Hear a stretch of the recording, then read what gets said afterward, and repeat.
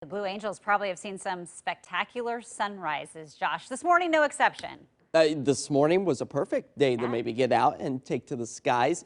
And if you missed your chance of the sunshine, I'm sorry to report that the clouds have once again found their way back into western Oregon and Washington. But we did see just a little bit of that fog layer develop near the valley floors. Those temperatures sat slightly on the cooler side into the mid-30s for many of us. When you get that air temperature to drop and the available moisture to sit in the atmosphere, well, that's what gives us that foggy view. But no fog out towards Seaside as that next cloud deck starts to push its way on shore. Just some minor waves, despite the winds continuing to howl for the coastline and for those of us in the valleys and the high terrain of the Cascades, as places like Salem, parts of Lynn, Marion County get in on some of the wet weather action. Snow flurries over the high terrain of the Cascades. That, of course, will be remaining above about 14,000 feet, especially as we work our way through the next several days.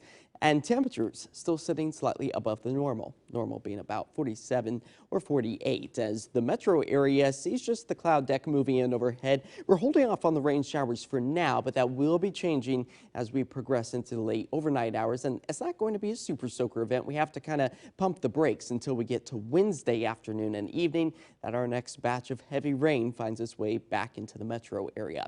Wind gusts, though, they're going to stay persistent out of the east. So you know what that means as it moves through the gorge.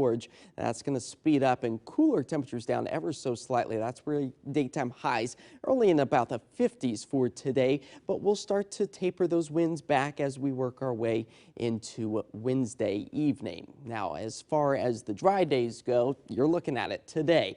Just an isolated raindrop or two is a possibility as we move into the afternoon and evening hours. They become a little bit more numerous on Wednesday, Thursday, and then more scattered as we approach the weekend. So put that on your planner. And the culprit of all of this wet weather is that massive storm that's sitting out over the Pacific Ocean along with our atmospheric river. Yes, that term's being thrown back into our vocabulary once again, taking a hit at the state of California, where we've seen record-breaking rainfall totals so far this week in places like Bakersfield, where we managed to get a little bit more than 2.5 inches on Monday alone.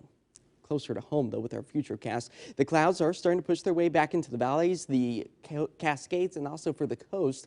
But we don't see the rain chances return, at least for Lynn, Marion, Benton, Lincoln County, until about 7 o'clock this evening. It all starts to track its way to the north, dropping a little bit of that snow over the Cascades. But the major rain event doesn't move in until Wednesday afternoon and evening. There you go. A lot of those yellows and oranges, a good indication of the heavier downpours with heavy snowfall once again over those mountain passes, all at about 14,000 feet. So I think a lot of it will start to melt on contact. As our 48-hour rainfall totals tips the scale at nearly a ½ inch for the I-5 corridor, closer to 3/4 of an inch for the shoreline, as our snow is kind of lackluster, only at about 3 inches for Mount Hood Meadows. And those winds will continue again out of the east, picking up for tomorrow. So we really got to kind of watch the Crestwell area, Troutdale as well. And we'll see those winds continue at least through Thursday.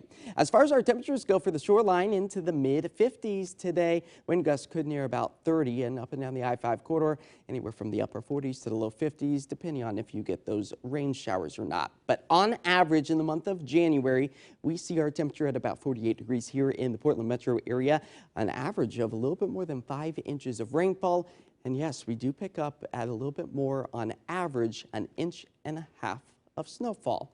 No snowfall, though, in our 7-day forecast, so that's some good news to report. We're just keeping it up to the mountains. But again, today, that's our dry day with maybe a stray raindrop or two possible.